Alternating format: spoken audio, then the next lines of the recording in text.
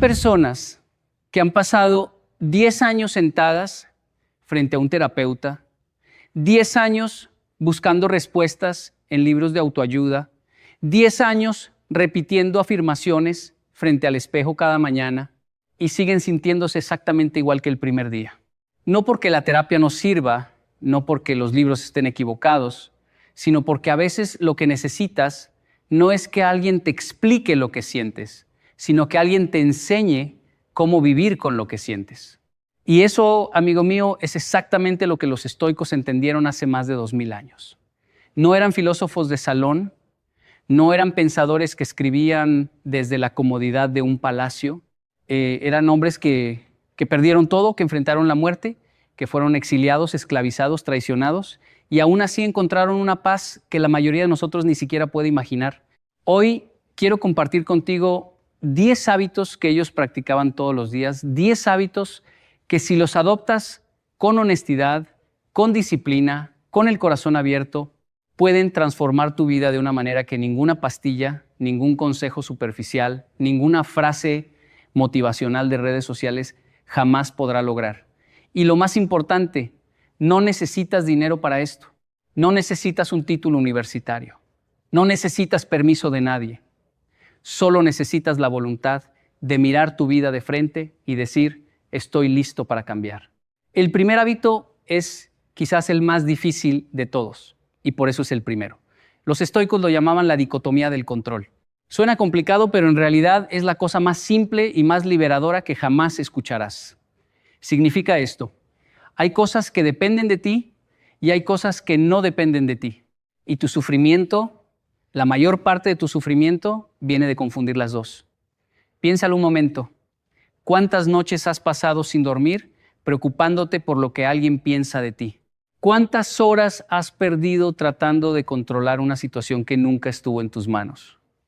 ¿Cuánta energía has gastado intentando cambiar a una persona que no quiere cambiar? Epicteto, un hombre que nació esclavo, que vivió encadenado, que no tenía control sobre absolutamente nada externo en su vida, fue quien mejor entendió esta verdad. Él decía que no son las cosas las que nos perturban, sino la opinión que tenemos sobre las cosas. Y eso no es una frase bonita para poner en una taza de café. Eso es una revolución interna. Porque cuando de verdad entiendes que no puedes controlar el clima, ni el tráfico, ni las decisiones de tu jefe, ni los sentimientos de otra persona, ni la economía, ni la política, ni siquiera tu propia salud en muchos casos, algo increíble sucede. Dejas de pelear contra el mundo. Y cuando dejas de pelear contra el mundo, toda esa energía que gastabas en resistir, en quejarte, en frustrarte, de repente queda libre. Y puedes usarla para lo único que realmente importa, tu respuesta. ¿Cómo respondes a lo que te pasa? Eso sí depende de ti. Siempre depende de ti. Aunque te quiten todo, aunque te encierren, aunque te traicionen, tu respuesta es tuya. Y en esa respuesta está tu libertad. Yo conocí a un hombre en Colombia que perdió su negocio, su casa, su matrimonio, todo en el mismo año, y cuando lo vi, esperaba encontrar a alguien destruido. Pero me miró con una calma que me desarmó por completo y me dijo, perdí todo lo que tenía, pero descubrí algo que nunca tuve, paz, porque dejé de aferrarme a lo que no podía controlar. Ese hombre, sin saberlo, estaba practicando el estoicismo más puro. No estaba resignado, no estaba derrotado, estaba libre, libre de una manera que muchos millonarios, muchos famosos, muchos poderosos jamás conocerán. Así que el primer hábito es este. Cada mañana, antes de levantarte, antes de mirar tu teléfono, antes de pensar en todo lo que tienes que hacer, pregúntate, ¿qué de todo esto depende realmente de mí? Y enfoca ahí toda tu atención. Todo lo demás, suéltalo. No con indiferencia, no con frialdad, sino con la sabiduría de quien sabe que agarrarse al viento solo te deja las manos vacías y el corazón agotado. El segundo hábito es algo que los estoicos practicaban con una disciplina casi sagrada y es la meditación matutina. Pero no la meditación que te imaginas. No estoy hablando de sentarte en posición de loto, cerrar los ojos y tratar de no pensar en nada. Eso puede ser útil, pero no es de lo que hablo. Los estoicos, particularmente Marco Aurelio, el emperador más poderoso del mundo en su época, se sentaba cada mañana antes de que amaneciera y se preparaba mentalmente para el día. Escribía en su diario, no para publicarlo, no para que alguien lo leyera, sino para hablar consigo mismo, para recordarse quién quería ser, para anticipar las dificultades que vendría a enfrentar. Él escribía cosas como, hoy me encontraré con personas ingratas, violentas, envidiosas, pero no me sorprenderé, porque sé que el mundo está lleno de personas así, y yo no vine a este mundo a ser como ellos, vine a ser mejor. Imagínate el poder de eso. Imagínate levantarte cada mañana y en lugar de ser sorprendido por los problemas del día, ya haberlos anticipado, en lugar de reaccionar emocionalmente a cada insulto, a cada obstáculo, a cada decepción, ya haber decidido de antemano cómo vas a responder. Eso no es pesimismo, eso es preparación. Es como un boxeador que antes de subir al ring ya visualizó cada golpe, cada movimiento, cada posible derrota, no para derrotarse antes de tiempo, sino para que nada lo tome desprevenido. La mayoría de las personas viven su vida como si fueran de papel en medio de una tormenta. Cada viento las mueve, cada gota las empapa, cada trueno las asusta. Pero el estoico es como una roca en medio de esa misma tormenta. No porque no siente, no porque no le duela, sino porque se preparó. Así que te propongo esto. Mañana, cuando suene tu alarma, no agarres tu teléfono, no revises tus mensajes, no mires las noticias. Siéntate un momento en silencio, 5 minutos, nada más. Y piensa qué es lo más difícil que podría pasar hoy. ¿Cómo quiero responder si eso pasa? ¿Quién quiero ser hoy sin importar lo que el mundo me ponga enfrente? Si haces esto durante 30 días, y te lo digo con toda la convicción de mi corazón, vas a notar un cambio tan profundo que te va a asustar.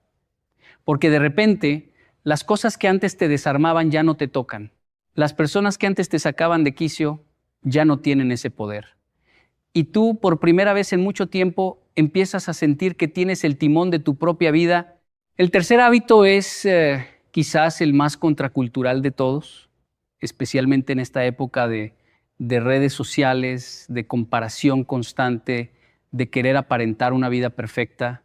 Los estoicos lo llamaban amor fati, que en latín significa amor al destino, pero yo lo traduciría de una manera más simple: enamorarte de tu vida tal como es, no como quisieras que fuera, no como la ves en las fotos de otros, no como te prometieron que sería, sino tal como es, con sus grietas, con sus dolores, con sus fracasos, con sus momentos de vergüenza, con todo. Y sé que esto suena casi imposible. ¿Cómo voy a amar la enfermedad de mi madre? ¿Cómo voy a amar el abandono de mi padre? ¿Cómo voy a amar la pobreza que viví de niño? ¿Cómo voy a amar ese fracaso que todavía me quita el sueño? Pero los estoicos no decían que tenías que disfrutar el dolor. Decían algo mucho más profundo. Decían que cada cosa que te ha pasado, absolutamente cada cosa, te ha traído hasta aquí. Y aquí es el único lugar desde donde puedes construir algo nuevo. Nietzsche, que admiraba profundamente a los estoicos, lo expresó de una manera magistral. Dijo, mi fórmula para la grandeza en un ser humano es amor fati, que no se quiera tener nada de otra manera, ni hacia adelante, ni hacia atrás, ni por toda la eternidad. No solo soportar lo necesario, sino amarlo. Yo viví años de mi vida rechazando mi historia. Me avergonzaba de dónde venía, de las cosas que me habían pasado, de las decisiones que había tomado. Y esa vergüenza era como una cadena invisible que me mantenía atado al pasado. Pero el día que acepté todo, absolutamente todo, el día que miré mi historia de frente y dije, esto es lo que me hizo quien soy, ese día empecé a vivir de verdad. No porque el dolor desapareció, no porque de repente todo tenía sentido, sino porque dejé de pelear contra lo que ya fue, y toda esa energía que usaba para rechazar mi pasado, la redirigí hacia construir mi futuro. El hábito práctico es este. Esta noche, antes de dormir, piensa en la cosa más dolorosa que te ha pasado en la vida, no para revivirla, no para hundirte en ella, sino para decirle desde lo más profundo de tu ser, gracias.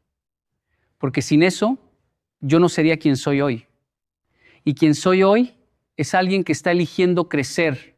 El cuarto hábito es uno que Séneca, tal vez el estoico más elocuente de todos, practicaba con una constancia admirable. Él lo llamaba la pobreza practicada. Y antes de que pienses que te estoy diciendo que debes renunciar a todo y vivir como un monje, déjame explicarte. Séneca era uno de los hombres más ricos de Roma. Tenía palacios, sirvientes, joyas, todo lo que el dinero podía comprar. Pero periódicamente, por decisión propia, dejaba todo eso y vivía como si fuera pobre. Comía pan duro, dormía en el suelo, usaba ropa vieja. Y lo hacía por una razón muy específica, para recordarse que podía perder todo y seguir estando bien. Porque el mayor miedo de la mayoría de las personas no es perder cosas materiales, es perder la comodidad, es perder la seguridad, es enfrentarse a la incertidumbre y no saber si van a poder sobrevivir. Pero cuando te expones voluntariamente a la incomodidad, cuando eliges pasar frío, pasar hambre, pasar cansancio, no por obligación, sino por elección, algo se rompe dentro de ti.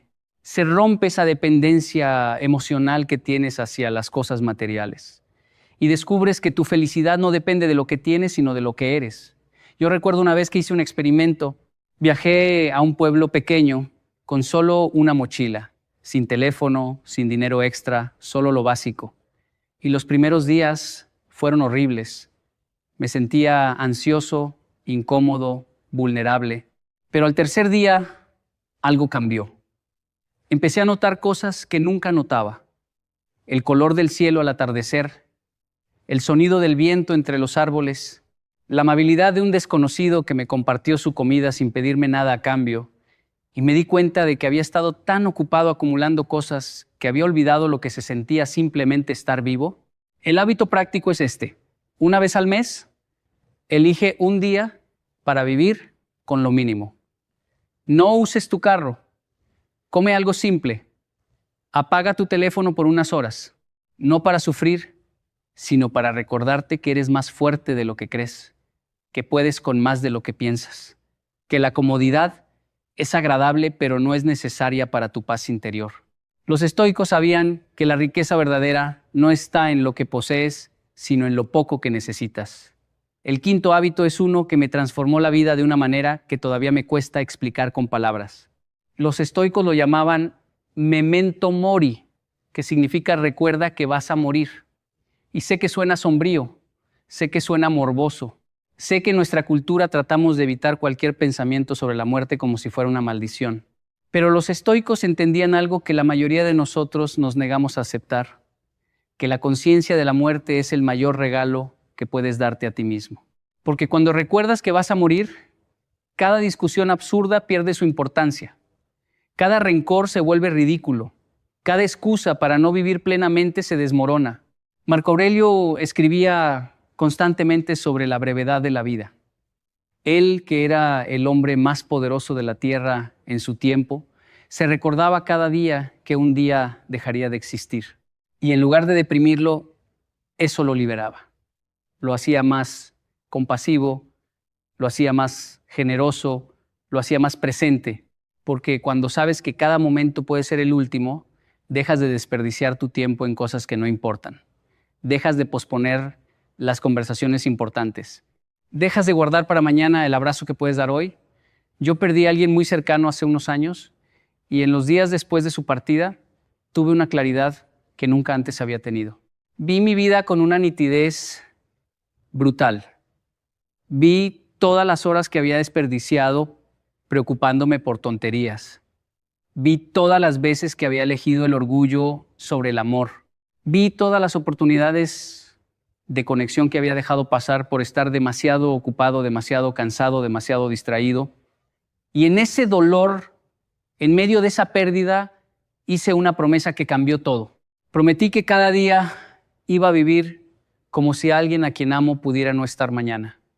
No con miedo, no con ansiedad, sino con una urgencia sagrada de estar presente, de amar de verdad, de decir las palabras que importan mientras todavía puedo pronunciarlas. Desde ese día abrazo más fuerte, escucho con más atención, perdono más rápido, no porque sea perfecto, sino porque sé que el tiempo no espera a que estemos listos. El tiempo simplemente avanza, con o sin nosotros. Y cada segundo que usamos en rencor, en orgullo, en distracción, es un segundo que no vuelve. Los estoicos no le tenían miedo a la muerte, le tenían miedo a no vivir, a llegar al final y darse cuenta de que estuvieron dormidos toda la vida, que dejaron pasar las oportunidades de amar, de crear, de servir, de ser auténticos, por estar demasiado ocupados en cosas que al final no importaban nada. El hábito práctico es este. Cada noche, antes de cerrar los ojos, imagina por un instante que mañana no llega. No para asustarte, sino para preguntarte, ¿viví hoy de una manera que me haga sentir en paz? ¿Dije lo que tenía que decir? ¿Amé como tenía que amar? Si la respuesta es no, mañana tienes otra oportunidad. Pero recuerda, esa oportunidad no es infinita. El sexto hábito es algo que Epicteto enseñaba con una pasión que atravesaba siglos, y es el hábito de dominar tu diálogo interno. Porque los estoicos entendían algo fundamental, que la batalla más importante de tu vida no se libra afuera. No se libra en el trabajo, ni en la relación, ni en la sociedad. Se libra dentro de tu cabeza. En esa voz que te habla todo el día, esa voz que te dice que no eres suficiente, que nunca lo vas a lograr, que los demás son mejores que tú, que es demasiado tarde para cambiar. Esa voz no es tu enemigo. Es una parte de ti que aprendió a hablar así porque en algún momento de tu vida alguien le enseñó esas palabras. Tal vez fue un padre que nunca te dijo que estaba orgulloso de ti. Tal vez fue un maestro que te ridiculizó frente a toda la clase. Tal vez fue una pareja que te hizo sentir que no valías nada. Pero aquí está la verdad que los estoicos descubrieron, tú puedes reentrenar esa voz, no de la noche a la mañana, no con una frase mágica, sino con práctica diaria, constante, disciplinada. Cada vez que esa voz te diga no puedes, tú respondes voy a intentarlo. Cada vez que te diga es demasiado tarde, tú respondes todavía estoy aquí. Cada vez que te diga nadie te quiere, tú respondes yo me quiero. Y al principio va a sentirse falso, va a sentirse incómodo, va a sentirse ridículo. Pero con el tiempo, con la repetición, con la constancia, esa nueva voz se va haciendo más fuerte.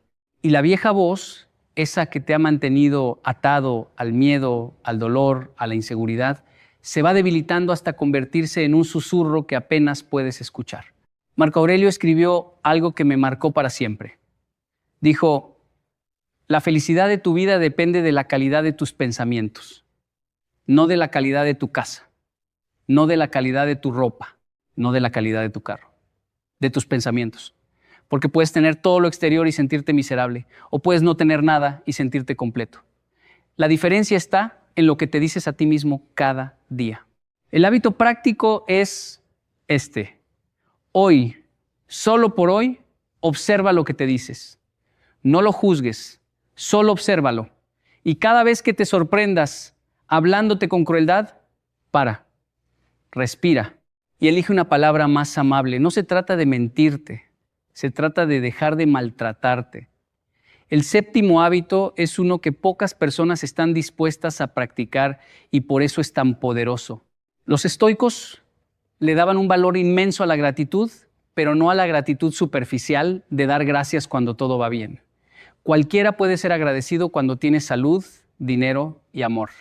La gratitud estoica es otra cosa. Es la capacidad de encontrar algo por lo cual dar gracias en medio del caos, en medio de la tormenta, en medio del dolor más profundo. Séneca, cuando fue exiliado a la isla de Córcega, cuando le quitaron todo, cuando estaba solo, lejos de su familia, lejos de todo lo que conocía, no se hundió en la autocompasión. Escribió una carta a su madre, que es una de las piezas más hermosas de la literatura antigua. Y en esa carta, en lugar de quejarse, agradeció. Agradeció el tiempo que tuvo, agradeció las lecciones que estaba aprendiendo, agradeció la oportunidad de demostrar quién era realmente cuando todo lo superficial había sido despojado. Eso no es locura, eso es fortaleza del nivel más alto, porque agradecer cuando todo va bien es fácil, pero agradecer cuando todo se derrumba, eso requiere un alma que ha sido forjada en el fuego. Yo tuve un momento así en mi vida, un momento en el que sentía que no tenía nada por lo cual dar gracias. Había perdido algo muy importante para mí, y el dolor era tan grande que sentía que me ahogaba. Pero una noche, sentado en la oscuridad, recordé algo que había leído de los estoicos. Recordé que la gratitud no es una emoción que sientes, es una decisión que tomas. Y esa noche, con lágrimas en los ojos, con el corazón roto, empecé a enumerar las cosas por las que podía dar gracias. Que estaba vivo, que tenía salud, que alguien en algún lugar del mundo me quería, que mañana era un nuevo día. Y algo se movió dentro de mí. No fue una cura mágica. El dolor no desapareció, pero dejó de ser lo único que podía sentir. Al lado del dolor apareció algo más, la esperanza. El hábito práctico es este.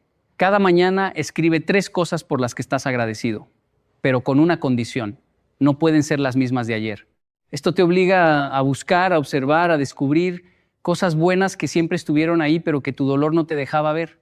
El octavo hábito es uno que los estoicos consideraban absolutamente esencial, y es el hábito de elegir tus batallas. Porque en esta vida, amigo mío, no puedes pelear contra todo.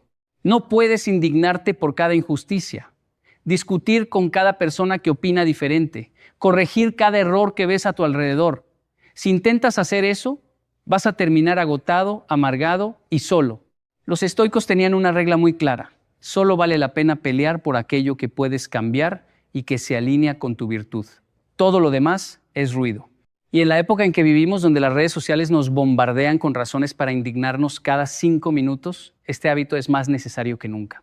Marco Aurelio, que gobernaba un imperio entero, que tenía guerras en sus fronteras, plagas en sus ciudades, conspiraciones en su corte, sabía que no podía atender todo al mismo tiempo. Así que elegía, priorizaba, se enfocaba en lo que realmente importaba y dejaba ir lo que no podía resolver. Y esa capacidad de elegir, de decir esto sí y esto no, es una de las formas más elevadas de sabiduría. Porque cada vez que dices sí a algo que no importa, estás diciendo no a algo que sí importa. Cada hora que pasas discutiendo en internet con un desconocido es una hora que no pasas con tu hijo. Cada día que pasas preocupándote por lo que dijo alguien de ti es un día que no pasas construyendo tu sueño. Yo aprendí esto de la manera más dura. Hubo un tiempo en mi vida en que peleaba contra todo, contra cada comentario negativo, contra cada crítica injusta, contra cada obstáculo que aparecía en mi camino, y estaba exhausto. Vivía en un estado de guerra permanente con el mundo. Hasta que un día un hombre sabio me dijo algo que me cambió la perspectiva para siempre. Me dijo, no tienes que ganar todas las batallas, solo tienes que ganar las que importan. Y a veces la forma de ganar es simplemente no pelear. El hábito práctico es este. Cuando algo te moleste, antes de reaccionar, pregúntate 3 cosas. ¿Esto importará en 5 años? ¿Tengo control sobre esto? ¿Responderme acerca a la persona que quiero ser o me aleja? Si la respuesta a cualquiera de esas preguntas es no, respira hondo y sigue caminando, tu paz vale más que tener la razón. El 9º hábito es uno que suena simple, pero que tiene un poder transformador que la ciencia moderna apenas está empezando a confirmar. Los estoicos creían profundamente en el poder del servicio a los demás, no como un acto de caridad condescendiente, no como una forma de sentirse superior, sino como la expresión más pura de lo que significa ser humano. Marco Aurelio escribió que nacimos para cooperar, como los pies, como las manos, como los párpados, como las filas de dientes superiores e inferiores. Que actuar en contra de los demás es actuar contra la naturaleza. Y eso, en una época tan individualista como la nuestra, suena casi revolucionario. Vivimos en una cultura que nos dice que el éxito es personal, que lo importante es cuidarte a ti mismo, que primero estás tú. Y hay algo de verdad en eso, claro. No puedes dar lo que no tienes. No puedes cuidar a otros si no te cuidas a ti. Pero los estoicos entendían algo que se nos ha olvidado, que cuando ayudas a otro, no solo lo ayudas a él, te ayudas a ti mismo. Porque el servicio te saca de tu propia cabeza, te saca de ese ciclo interminable de pensamientos sobre tus problemas, tus miedos, tus inseguridades, te conecta con algo más grande que tú, te recuerda que no estás solo en este mundo, y que tu vida tiene un propósito que va más allá de tu propia supervivencia. Yo descubrí esto en uno de los momentos más oscuros de mi vida. Estaba tan hundido en mi propio dolor que no podía ver nada más. Pero alguien me invitó a ayudar en un comedor comunitario. Y fui, no porque quisiera ayudar, sino porque ya no sabía qué más hacer con mi sufrimiento. Y algo increíble pasó. Al servir un plato de comida a alguien que tenía aún menos que yo, al ver la gratitud en los ojos de una persona que el mundo había olvidado, algo se movió en mi interior. Mi dolor no desapareció, pero dejó de ser el centro de mi universo. Y por primera vez en mucho tiempo, sentí que mi vida tenía sentido. No un sentido grande y filosófico, un sentido simple, humano, real. El hábito práctico es este. Cada semana haz algo por alguien sin esperar nada a cambio. No tiene que ser algo grande. Puede ser una llamada a alguien que sabes que está solo. Puede ser comprarle un café a un desconocido. Puede ser simplemente escuchar a alguien que necesita ser escuchado. Esos pequeños actos que el mundo considera insignificantes son los que construyen una vida con significado. Y llegamos al 10º hábito, el último, y quizás el más importante de todos. Los estoicos creían con una convicción inquebrantable en la coherencia entre lo que piensas, lo que dices y lo que haces. Ellos lo llamaban vivir según tu naturaleza, vivir según la virtud. Pero yo lo voy a decir de una manera más directa. Deja de traicionarte a ti mismo, porque eso es lo que hacemos la mayoría. Sabemos lo que es correcto y hacemos lo contrario. Sabemos que deberíamos ser honestos y mentimos por comodidad. Sabemos que deberíamos ser valientes y nos quedamos callados por miedo. Sabemos que deberíamos buscar nuestro sueño y lo posponemos por seguridad. Y cada vez que hacemos eso, cada vez que actuamos en contra de lo que sabemos que es verdad, algo muere dentro de nosotros. No de golpe, despacio, como una llama que se va apagando poco a poco hasta que un día te miras al espejo y no reconoces a la persona que te devuelve la mirada. Epicteto lo dijo con una claridad devastadora. Primero dite a ti mismo lo que quieres ser y luego haz lo que tengas que hacer, no al revés. No hagas lo fácil y después trates de convencerte de que eso era lo correcto. Primero decide quién eres y después actúa en consecuencia, aunque duela, aunque cueste, aunque el mundo entero te diga que estás equivocado. Porque al final del camino, la única persona con la que tienes que vivir todos los días de tu vida eres tú mismo. Y no hay peor condena que vivir con alguien en quien no confías. Yo pasé años viviendo una vida que no era mía, haciendo cosas que no quería hacer, diciendo cosas que no sentía, sonriendo cuando por dentro estaba gritando. Y esa incoherencia me estaba destruyendo, no por fuera. Por fuera todo se veía perfecto, pero por dentro estaba vacío. Hasta que un día decidí que prefería la incomodidad de ser auténtico al confort de ser falso. Y ese día, ese momento exacto, fue el verdadero inicio de mi vida. No fue fácil. Perdí personas, perdí oportunidades, perdí la imagen que muchos tenían de mí, pero gané algo que vale más que todo eso junto. El respeto de mirarme al espejo y poder decir con honestidad, esto soy yo, sin máscaras, sin actuaciones, sin la necesidad desesperada de que el mundo me aplauda. El hábito práctico es este. Hoy, solo por hoy, haz una cosa que esté alineada con quien realmente eres. Una sola. Puede ser decir la verdad cuando es más fácil mentir. Puede ser tomar una decisión que te asusta pero que sabes que es correcta. Puede ser simplemente dejar de fingir que estás bien cuando no lo estás. Ese pequeño acto de coherencia es como una semilla. No parece gran cosa cuando la siembras, pero con el tiempo, con agua, con sol, con paciencia, se convierte en un árbol tan fuerte que ninguna tormenta puede derribar. Y ahora, después de recorrer estos 10 hábitos juntos, quiero decirte algo desde lo más profundo de mi corazón.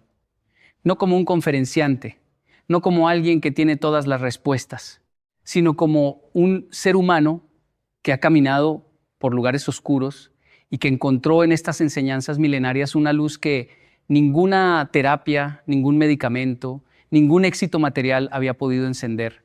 Los estoicos no eran superhombres. Eran personas como tú y como yo. Personas que sentían miedo, que sentían dolor, que sentían confusión, pero que eligieron día tras día, momento tras momento, responder a la vida con coraje, con sabiduría, con compasión. Y esa elección, esa simple pero poderosa elección, los hizo libres de una manera que trasciende el tiempo, las culturas, las circunstancias. Tú puedes hacer lo mismo, no mañana, hoy, ahora. No necesitas 10 años de terapia para empezar. No necesitas entender toda la filosofía estoica para dar el primer paso. Solo necesitas elegir un hábito, uno solo, el que más. Hay algo en tu casa que no debería estar ahí. Algo que miras todos los días sin darte cuenta de lo que realmente significa. Algo que tal vez compraste sin pensar, que alguien te regaló con buenas intenciones, o que simplemente llegó a tu vida como llegan tantas cosas sin invitación, sin permiso, sin que nadie te explicara lo que traía consigo. Y mientras tú duermes, mientras trabajas, mientras intentas salir adelante, ese objeto está ahí, en silencio, haciendo su trabajo. No hace ruido, no se mueve, no llama la atención, pero su presencia contamina el aire que respiras, enturbia las aguas de tu hogar y abre puertas que deberían permanecer cerradas para siempre. Yo sé que esto puede sonar fuerte. Yo sé que tal vez en este momento estás pensando que exagero, que son solo cosas, que un objeto no tiene poder sobre tu vida. Pero déjame decirte algo, con todo el respeto y todo el cariño que puedo reunir en estas palabras. Lo que no conoces sí puede hacerte daño. Lo que ignoras no desaparece por el simple hecho de que no lo ves. Y hay batallas que se pierden no en el campo de guerra, sino en la sala de tu propia casa, en tu habitación, en ese rincón donde guardas lo que crees que no importa. Yo viajé por muchos países, conocí culturas que la mayoría de la gente solo ve en documentales. Estuve en lugares donde la espiritualidad no es un tema de domingo, sino una realidad diaria, tan presente como el aire, tan real como el hambre. Y en cada uno de esos lugares aprendí algo que cambió mi forma de ver el mundo. Los objetos no son solo materia.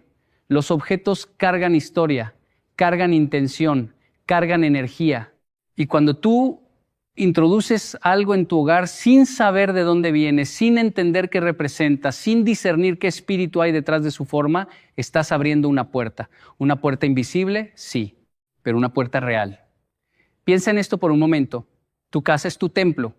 Es el lugar donde descansas, donde sueñas, donde amas, donde crías a tus hijos, donde buscas paz después de un día difícil. Tu casa no es solo un techo y 4 paredes. Tu casa es un territorio espiritual. Y como todo territorio tiene fronteras, tiene entradas, tiene defensas, pero también tiene vulnerabilidades. Y esas vulnerabilidades muchas veces no están en las cerraduras ni en las ventanas. Están en lo que tú mismo introduces sin saberlo. Yo recuerdo cuando era joven en mi cultura japonesa, nos enseñaban algo muy importante. Antes de entrar a una casa, te quitabas los zapatos. No era solo por limpieza, era un acto de respeto. Era reconocer que el espacio interior de un hogar es sagrado, es diferente al mundo exterior. Afuera está el caos, el ruido, la contaminación. Adentro debe estar la paz, el orden, la armonía. Pero hoy en día la gente no solo entra con los zapatos puestos a su casa.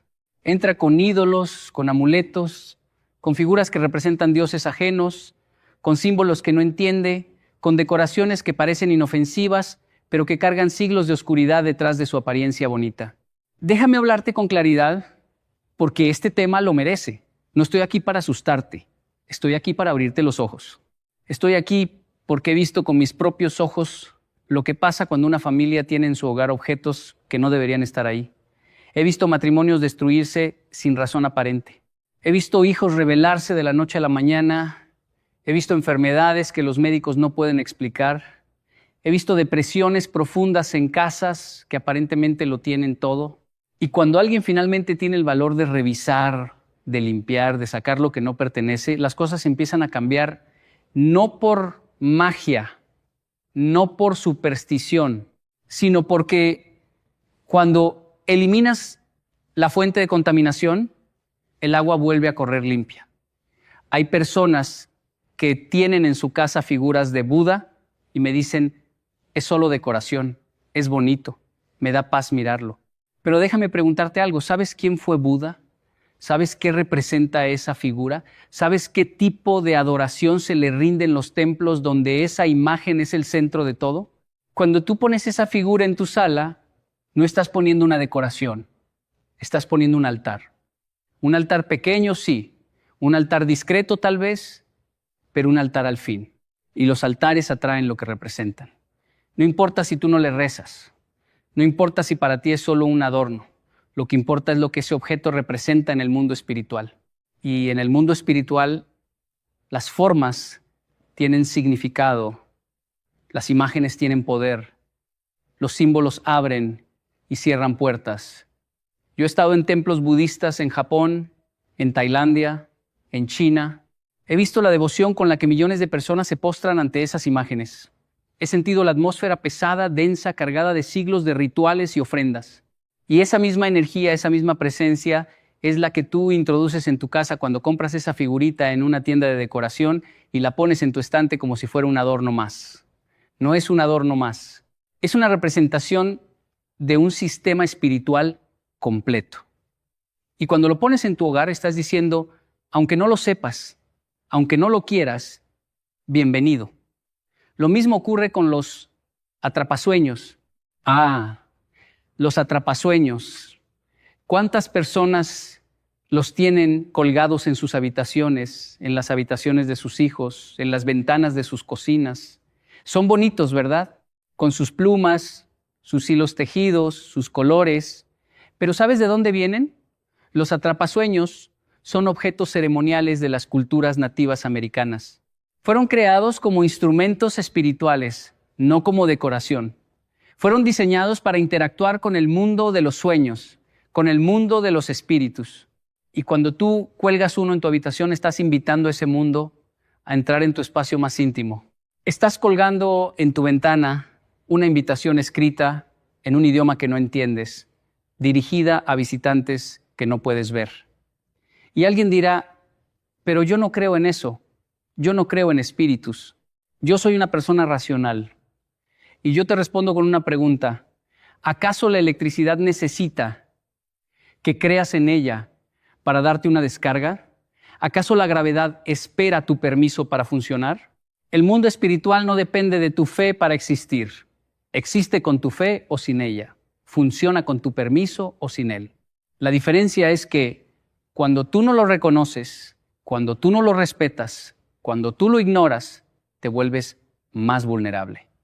Porque no puedes defenderte de algo que ni siquiera admites que existe. Yo conocí a un hombre en Colombia, un hombre bueno, trabajador, padre de familia.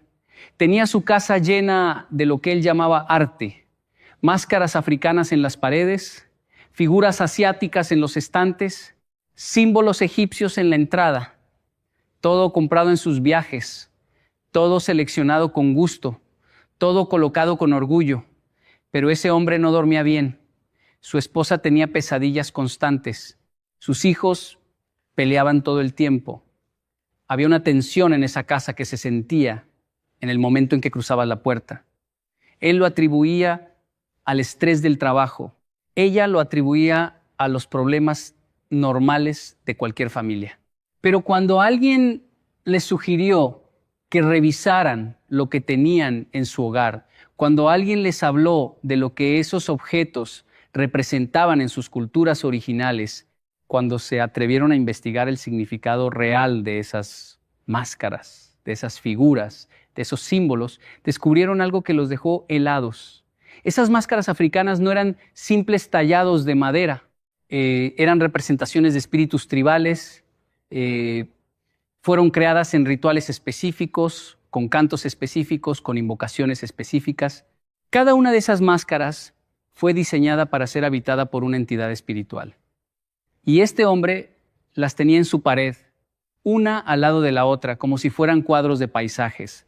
Las figuras asiáticas eran representaciones de deidades del hinduismo y el budismo, dioses con múltiples brazos, diosas de la destrucción y la creación, entidades que en sus culturas originales reciben sacrificios y ofrendas Y los símbolos egipcios en la entrada incluían ojos de Horus y Ankhs, símbolos profundamente ligados a la magia y los rituales funerarios del antiguo Egipto. Cuando ese hombre sacó todo eso de su casa, cuando limpió su hogar, cuando decidió que su espacio familiar iba a estar libre de toda influencia espiritual que no fuera la que él conscientemente eligiera, las cosas cambiaron.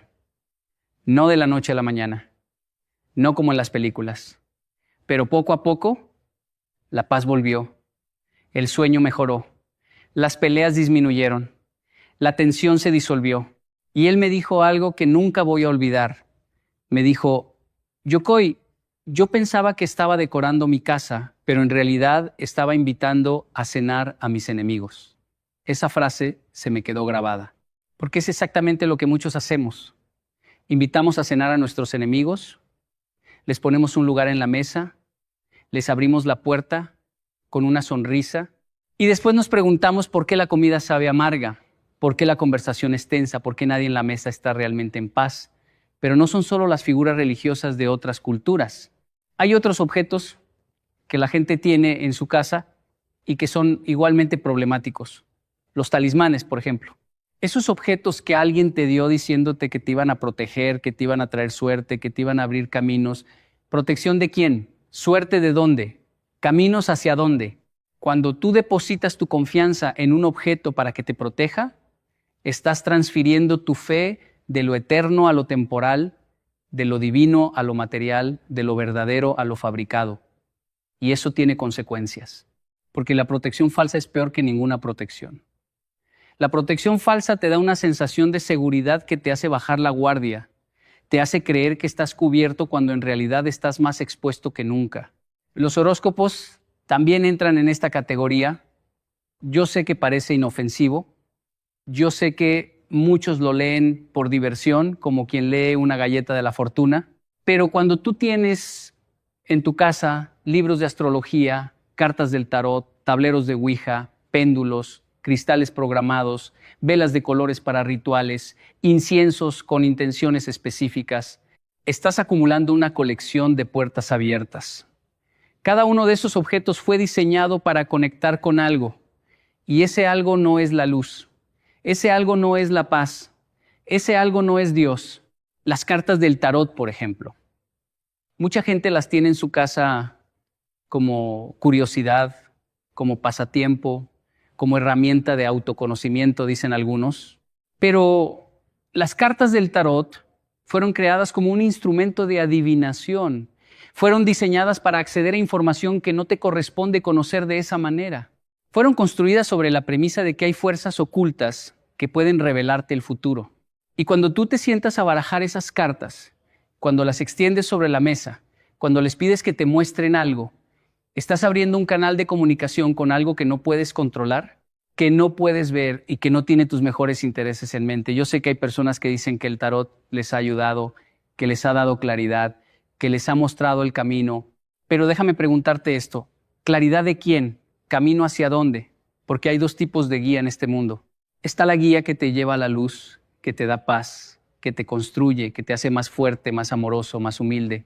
Y está la guía que te da información a cambio de dependencia, que te muestra un poco de verdad mezclada con mucha mentira, que te hace creer que necesitas volver, que necesitas consultar, que necesitas preguntar una vez más. La primera guía te hace libre, la segunda te hace esclavo.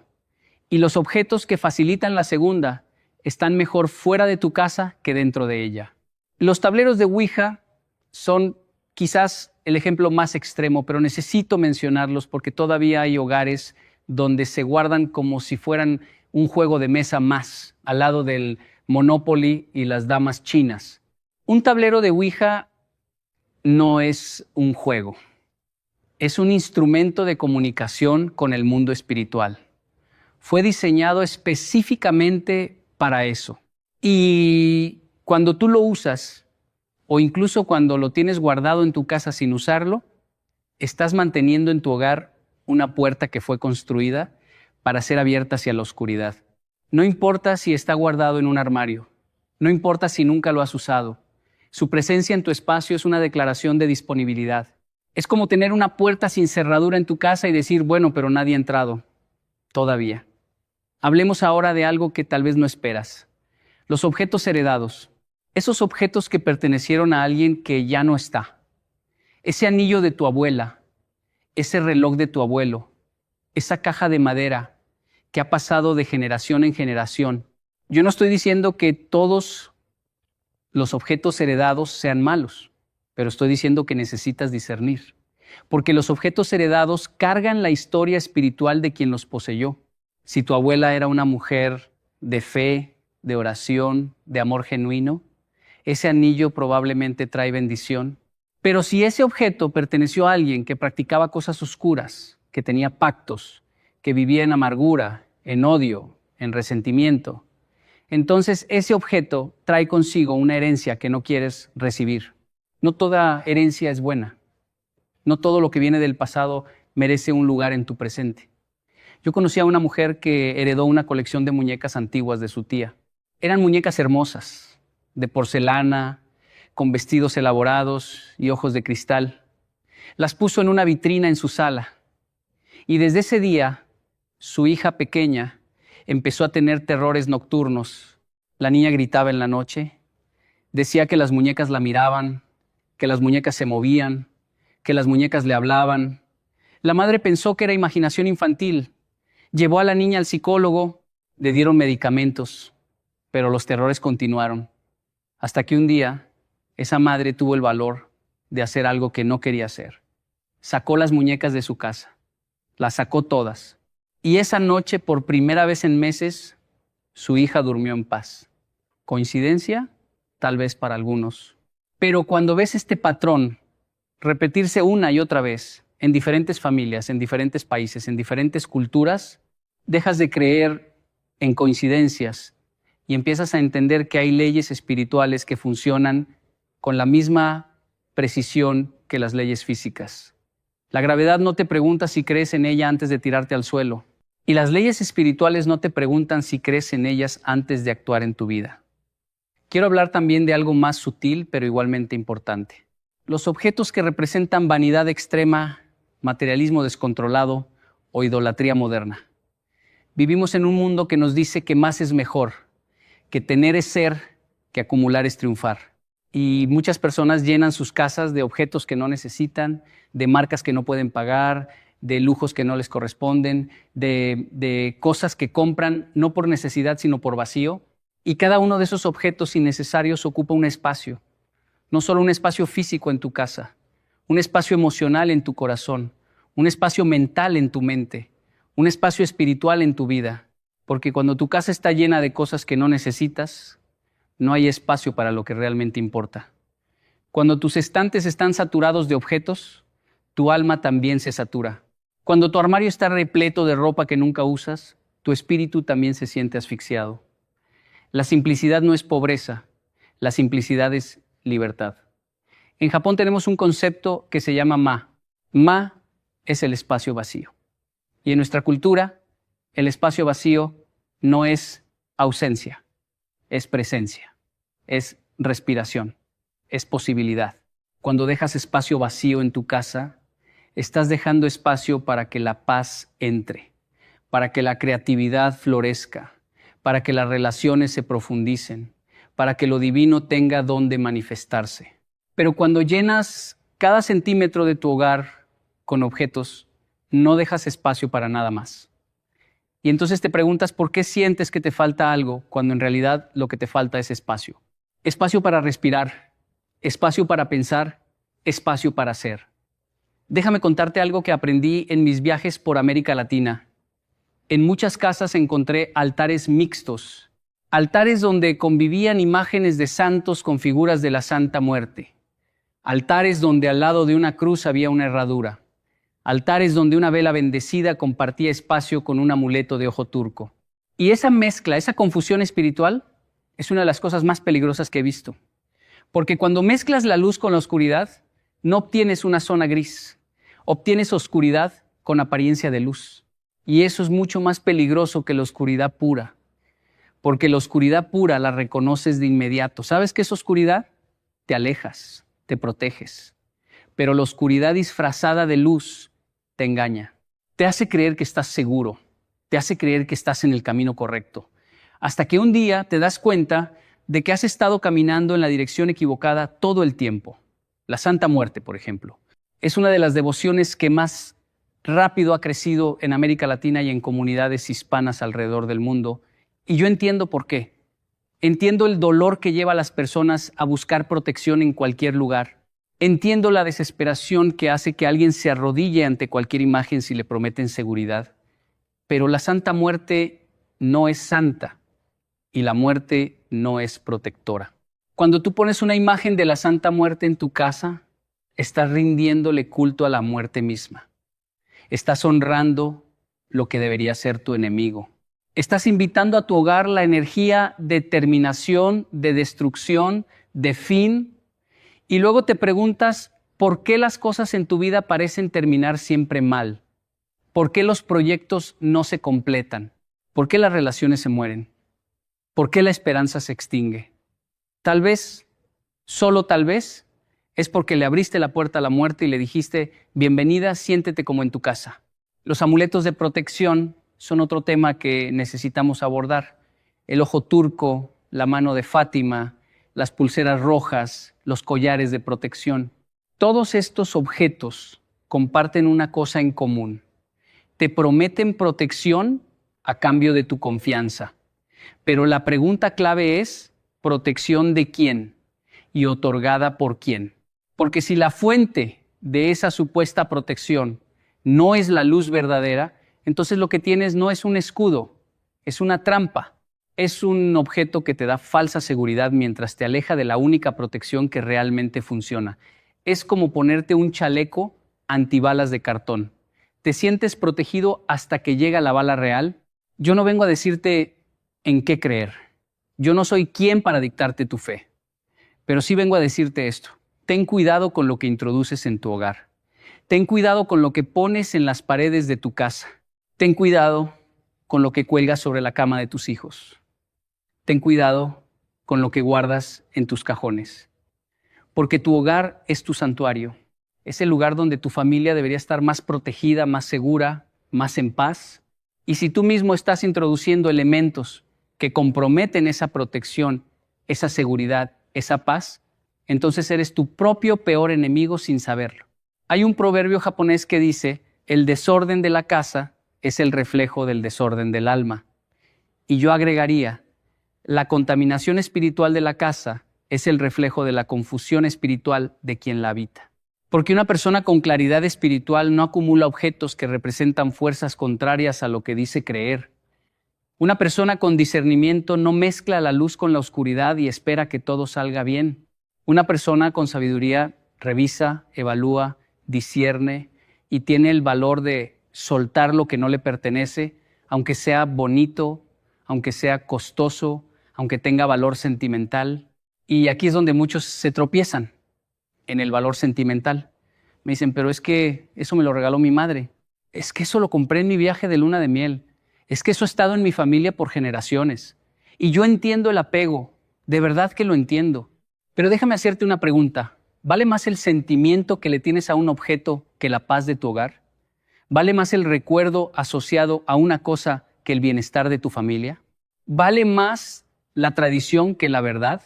Porque si un objeto te trae recuerdos bonitos, pero al mismo tiempo atrae influencias negativas a tu hogar, entonces ese objeto no es un recuerdo, es un caballo de Troya. Por fuera es un regalo, por dentro es una invasión. Los griegos construyeron el caballo de Troya con madera y lo llenaron de soldados, lo presentaron como un obsequio. Y los troyanos, encantados con la belleza del regalo, lo metieron dentro de sus murallas. Esa noche, los soldados salieron del caballo y destruyeron la ciudad desde adentro. Y eso es exactamente lo que hacen ciertos objetos en tu hogar. Son bonitos por fuera, parecen inofensivos, parecen decorativos, pero por dentro cargan algo que, una vez dentro de tus murallas, trabaja para destruirte. No estoy pidiendo que vivas en una casa vacía. No estoy pidiendo que te deshagas de todo lo que tienes. Estoy pidiendo que disciernas, que evalúes, que tengas el valor de mirar cada objeto en tu hogar y preguntarte, ¿esto qué representa? ¿Esto de dónde viene? ¿Esto qué espíritu tiene detrás? Y si la respuesta no es clara, si la respuesta te incomoda, si la respuesta te genera duda, entonces ya tienes tu respuesta. Cuando hay duda, no hay duda. Si algo te hace dudar, sácalo. Porque la paz no convive con la duda. La luz no convive con la sombra. Y tu hogar no puede ser un santuario si tiene dentro elementos que pertenecen a un templo diferente. Quiero ser muy honesto contigo en algo. Yo sé que este mensaje no es popular. Yo sé que vivimos en un mundo donde todo se relativiza, donde todo se minimiza, donde todo se justifica con un no es para tanto o un eso es solo superstición. Pero la historia me ha enseñado que las civilizaciones que ignoraron el mundo espiritual terminaron siendo consumidas por él. Y las familias que trataron su hogar como un espacio sagrado, que cuidaron lo que entraba y lo que salía, que mantuvieron sus fronteras espirituales claras y firmes, esas familias florecieron, no porque fueran perfectas, no porque no tuvieran problemas, sino porque cuando los problemas llegaban tenían un fundamento sólido sobre el cual pararse, tenían un hogar limpio al cual regresar, tenían una paz que no dependía de las circunstancias, sino de la pureza de su espacio. En la disciplina japonesa del Feng Shui, que aunque tiene orígenes en la filosofía china, fue adoptada profundamente por mi cultura, se entiende que cada objeto en una casa afecta el flujo de energía. Cada cosa que pones en un espacio altera el equilibrio. Cada elemento que introduces crea una corriente o la bloquea. Y esto no es misticismo vacío, esto es observación milenaria. Miles de años de civilización mirando, estudiando, entendiendo cómo los espacios afectan a las personas que los habitan. Y la conclusión es siempre la misma. Lo que hay en tu espacio determina lo que hay en tu vida. Tu entorno exterior moldea tu mundo interior. Y si tu entorno está contaminado, tu mundo interior también lo estará. Pero quiero ir más allá del Feng Shui. Quiero hablarte desde algo más profundo. Desde la convicción de que hay un mundo espiritual, real, activo, dinámico, que interactúa con el mundo material de maneras que apenas estamos empezando a comprender. Y en ese mundo espiritual los objetos importan, los símbolos importan, las imágenes importan. No porque tengan poder en sí mismos, sino porque representan alianzas, acuerdos, puertas, permisos. Cuando tú pones un objeto en tu casa que representa una fuerza espiritual específica, estás estableciendo una alianza aunque sea inconsciente. Estás firmando un contrato aunque sea invisible. Estás dando permiso, aunque sea involuntario. Y los espíritus malignos necesitan permiso para entrar. Eso es algo que mucha gente no entiende. No pueden simplemente invadir tu hogar como un ladrón. Necesitan que tú, de alguna manera, les abras la puerta. Y una de las formas más comunes de abrir esa puerta es a través de los objetos, a través de las imágenes, a través de los símbolos. Es como si cada uno de esos objetos fuera una llave. Y cada llave abre una cerradura diferente. Y en tu casa, cada cerradura que se abre es una protección que se pierde. Imagina que tu casa es una fortaleza. Tiene muros altos, puertas fuertes, ventanas seguras. Pero ahora imagina que cada objeto inapropiado que introduces es como abrir un agujero en esa muralla. Un agujero pequeño tal vez, pero suficiente para que algo entre. Y con el tiempo, con la acumulación de objetos, la muralla se llena de agujeros. Y ya no es una fortaleza, es un colador. Y tú te preguntas por qué sientes que tu hogar no es un lugar de paz, por qué sientes que algo no está bien, por qué las cosas no funcionan como deberían. Tal vez la respuesta está más cerca de lo que crees. Tal vez la respuesta está en tu estante, en tu pared, en tu cajón, en esa caja que nunca abres pero que nunca te atreves a tirar. Y no pienses que estoy hablando solo de objetos exóticos o de culturas lejanas. Hay objetos muy comunes, muy cotidianos, que también pueden ser problemáticos. Piensa en la música que suena en tu casa. ¿Qué letras llenan tus paredes invisibles? Piensa en los libros que tienes en tu estante. ¿Qué ideas habitan tu espacio? Piensa en las películas que se reproducen en tu pantalla. ¿Qué imágenes se proyectan sobre las paredes de tu hogar? Todo esto es parte de la ecología espiritual de tu casa. Todo esto contribuye a crear una atmósfera. Y esa atmósfera puede ser de paz o puede ser de caos. Puede ser de luz o puede ser de sombra. Y tú decides cuál. Con cada elección que haces, con cada objeto que introduces, con cada puerta que abres o cierras.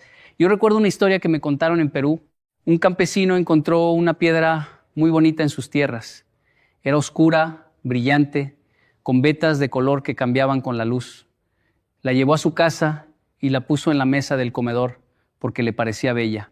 Desde ese día, según él, las gallinas dejaron de poner huevos, las cosechas empezaron a fallar y una tristeza inexplicable cayó sobre su hogar.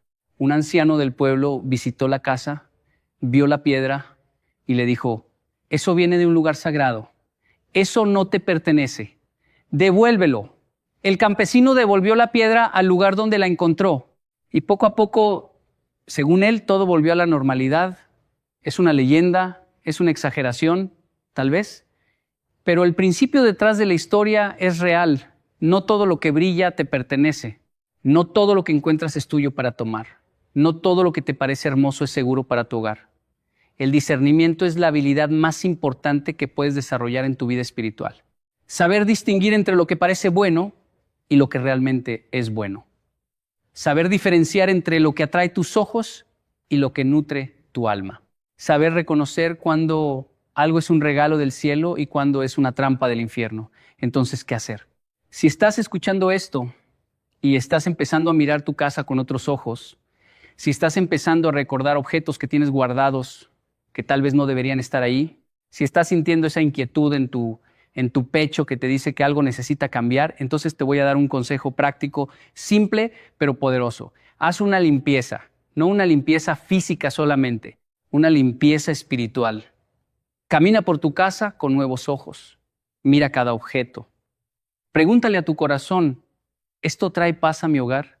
¿Esto representa lo que yo quiero para mi familia? ¿Esto me acerca a la luz o me aleja de ella? Y cuando encuentres algo que no pasa la prueba, que no supera el filtro del discernimiento, ten el valor de sacarlo. No lo guardes en otra habitación. No lo escondas en el ático. No lo regales a otra persona transfiriéndole el problema. Destrúyelo, elimínalo, que deje de existir como canal de nada. Y no tengas miedo de hacerlo. No tengas miedo de ofender a quien te lo regaló. No tengas miedo de parecer extremista o exagerado. Tu hogar es tu responsabilidad.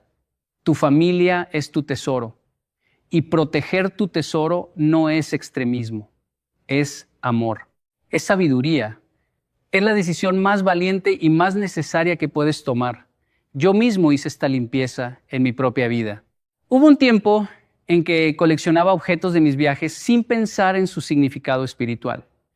Tenía cosas hermosas de todo el mundo. Pero cuando abrí los ojos, cuando empecé a entender lo que realmente representaban, tuve que tomar una decisión difícil y lo hice. Saqué de mi casa todo lo que no contribuía a la paz, a la luz, a la armonía que quería para mi familia. Y no fue fácil.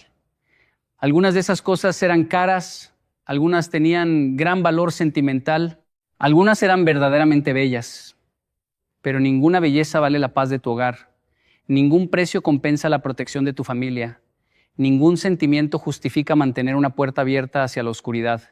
Y cuando hice esa limpieza, algo cambió. No fue dramático, no fue sobrenatural, fue sutil pero real. Como cuando abres una ventana en una habitación que ha estado cerrada por mucho tiempo y el aire fresco entra y de repente puedes respirar de nuevo. Así se sintió, como si mi casa hubiera estado conteniendo la respiración y por fin pudiera exhalar. Como si hubiera habido un ruido de fondo constante que yo había dejado de escuchar y de repente, al eliminarlo, descubrí lo que era el verdadero silencio. El silencio de la paz. No la ausencia de sonido, sino la presencia de tranquilidad. Quiero terminar con una imagen. Imagina una casa con todas las puertas cerradas y todas las ventanas selladas. Adentro, todo está oscuro. Ahora imagina que abres una ventana, solo una, y un rayo de luz entra. Ese rayo de luz no negocia con la oscuridad, no le pide permiso, no convive con ella, simplemente entra y donde toca, la oscuridad desaparece. Eso es lo que pasa cuando limpias tu hogar de objetos que no deberían estar ahí. Abres una ventana, dejas que la luz entre y la luz hace su trabajo. Sin ruido, sin drama, sin esfuerzo. Solo entra y transforma. Tu casa puede ser esa casa llena de luz. Tu hogar puede ser ese santuario de paz. Tu familia puede vivir en esa atmósfera de protección y armonía.